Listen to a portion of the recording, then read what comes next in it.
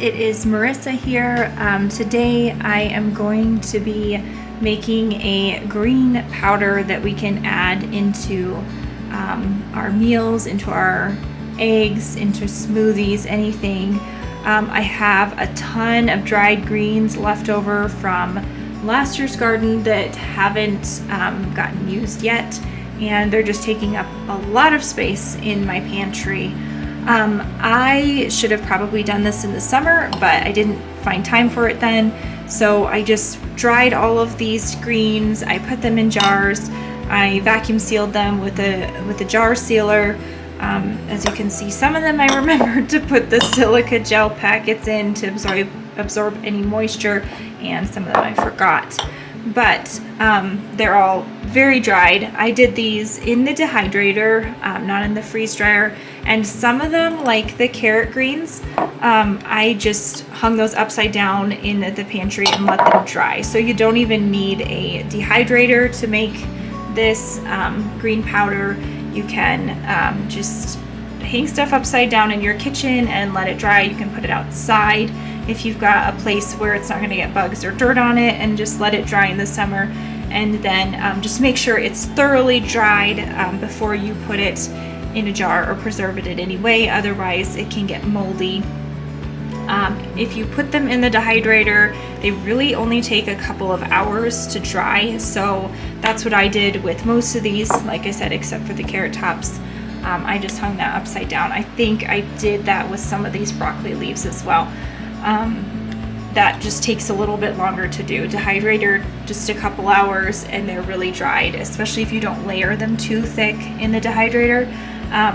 Yeah, hardly any time at all. So it doesn't take much to get these into a preserved state. But what we're going to do today is make a powder out of them, because I'm just not using them individually like this. I am using the zucchini, but for the rest of the stuff, I've found it hard to add it into things, so I want to powder it up, and then we have kind of a superfood green mix. These greens have a ton of vitamins in them, specifically vitamin A, vitamin C, things like the beet greens, and the carrot tops have, it's the beet greens and the broccoli leaves are a really good source of iron and calcium. So there's great vitamins in these. We just need to use them. So here's what I've got here, and you can do this with any greens that you have. This is just what I happen to have on hand, like I said, from last summer. But this summer I'll probably add a few different things into it when I make some more. So I have a little bit of carrot tops. I've got 2 pint jars here left. I love carrot tops. They're so pretty. When they're preserved, they stay really nice and green, and they're they add maybe a little bit of a kick. They're kind of like a parsley almost. That's the flavor of them. And then beet greens really don't have a ton of flavor when they're dried, but they have a ton of nutrition. So I only have 1 jar of those left. These are broccoli leaves, so they're just the leaves off the broccoli plant. They're absolutely edible. You can use them for a ton of different things, including like wraps. You can dry them like this and add them into stuff. You can just put them in a salad. You can eat them just the same as you would any other greens. They don't need to go to waste. And they kind of taste like, and they have reminiscent of broccoli. So I had a couple jars of those left. I have a couple jars of kale. Kale is super easy to dry also. So I've got 2 quarts of kale. I grabbed 1 quart of zucchini. I have a lot of dried zucchini, but I do use that. All I do with it is I shred it and then I dehydrate it. And then when we're ready to use it, I just put it in a little bowl of water and rehydrate it before I put it into any recipes. So it is really easy to do this way, and like this is a ton of zucchinis and they all fit in 1 jar, so I love it way better than putting zucchini in the freezer. And it rehydrates really nice too, not like really soupy and sloppy like the frozen zucchini does. So I really love doing zucchini this way. I actually haven't put any in the freezer for the last 2 years because I've just been dehydrating it this way. But I am going to add 1 quart of zucchini into this mixture that I'm going to make because the zucchini dried is actually kind of salty. So I thought it might add some really good flavor in here. And then I have 1 jar of dried cucumber, and I was going to add that in here as well because I intended on using this as like a cucumber dip and never really got around to it. It's a really good idea, and that was to take some dried dill and then the dried cucumber, blend it up, and then make it into a dip, and it sounded good, but like I said, we just never really got around to making it, and it might have been because I really did not dry very much cucumber. It took forever to dehydrate. So I just have 1 jar, but I'm gonna go ahead and add that into this. So I am just gonna start adding these into my blender and blending them up.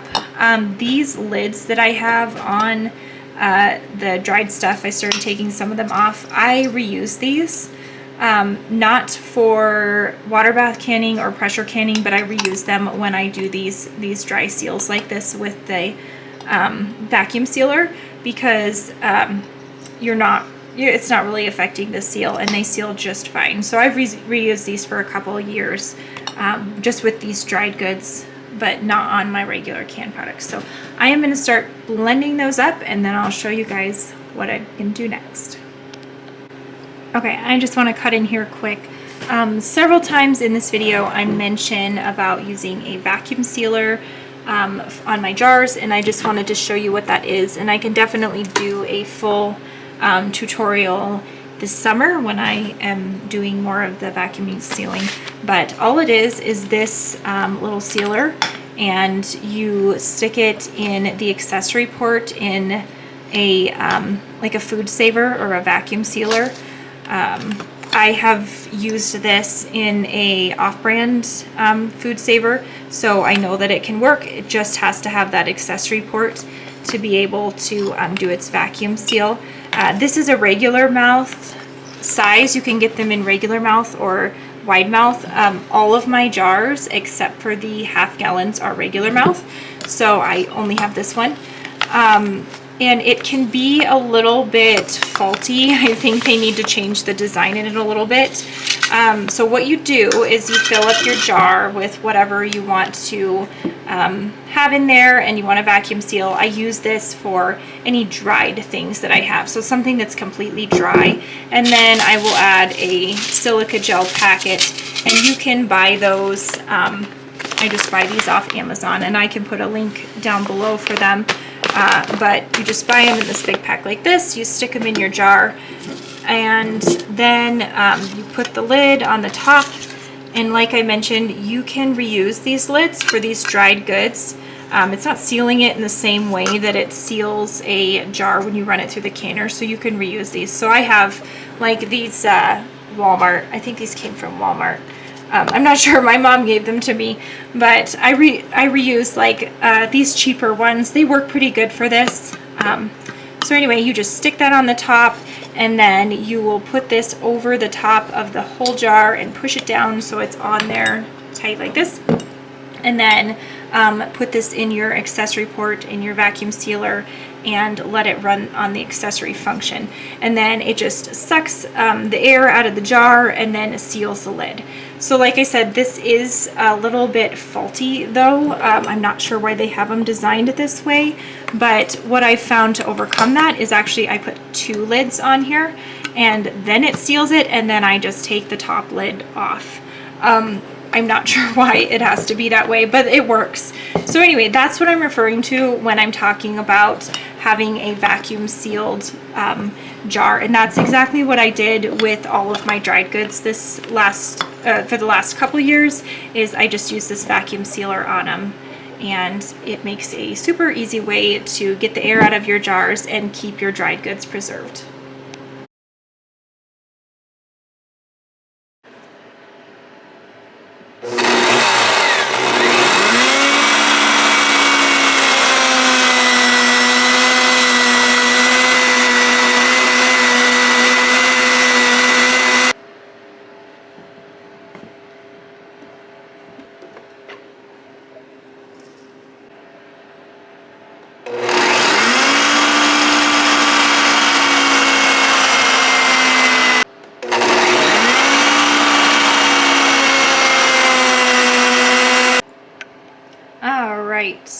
here is what we've got out of all those jars. Now that was 7 quarts and 3 pints worth of greens.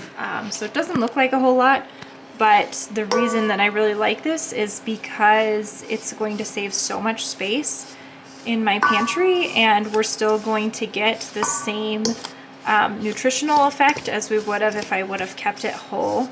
But this saves a ton of space, and it'll just be an excellent staple to have. And actually, since it takes up so much less space than the whole jars of the greens, I will probably be more likely to save more greens this year than I have from the past couple of years, because I know that I'll have the storage space for it.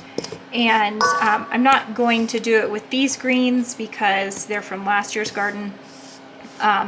But I will this summer, when I have greens and I do this again, I will probably go ahead and put some of this in our long-term storage in a Mylar bag with an oxygen absorber, just so we have some long-term storage of, you know, this really good vitamin mixture basically.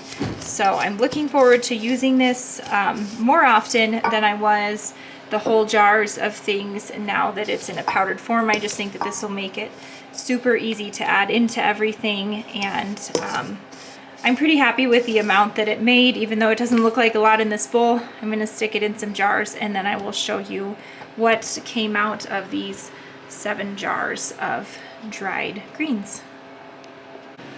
Alright, so out of those 10 jars of greens, it ended up being about 3/4 of a quart jar of the powdered greens, and I'm super happy with that because, like I said, it will give me so much more space in my pantry, but will still be able to preserve greens. I'm not going to seal this like I had these sealed with the vacuum sealer and the silica gel, just because we're going to go ahead and try to use this. I want to use it up before the next gardening season, so I'm just going to put one of these little plastic lids on the top, stick it back in my pantry, and we will add this into casseroles. We'll add it into eggs. I was thinking it'd be really good added into like meatballs, because you probably won't even taste it. It'll just add that extra nutrition in there and help us get our greens in. We don't eat a ton of smoothies in the winter, but if there's any left in the summer, we'll probably add it into that. But I really doubt that any of this will be left in the summer. I think we'll go ahead and just try to use it up. But this is a great way to make use of those greens in the summer that otherwise might just go maybe to your chickens, or you don't find another use for, like the carrot tops, the beet greens, things like that. Sometimes those just kind of end up in the compost or fed to the chickens, or you might eat a couple, but you can't quite eat all of them at the same time because there's so many at once. So this is a great way to preserve those and to be able to have that extra vitamin nutrition for the rest of the year. And I'll definitely be making a lot more of this in early summer this year. So I hope this video was helpful for you. Maybe it will help you either clean out your pantry more like it did for me, or just give you some ideas for this summer and for some extra preserving ideas. So if you enjoyed this video, please like and subscribe. I've been trying to make more videos like this. I've got some new ones that I want to make here soon, so be sure and be subscribed so you can see when I have a new video out. I will talk to you guys later. Thanks for watching.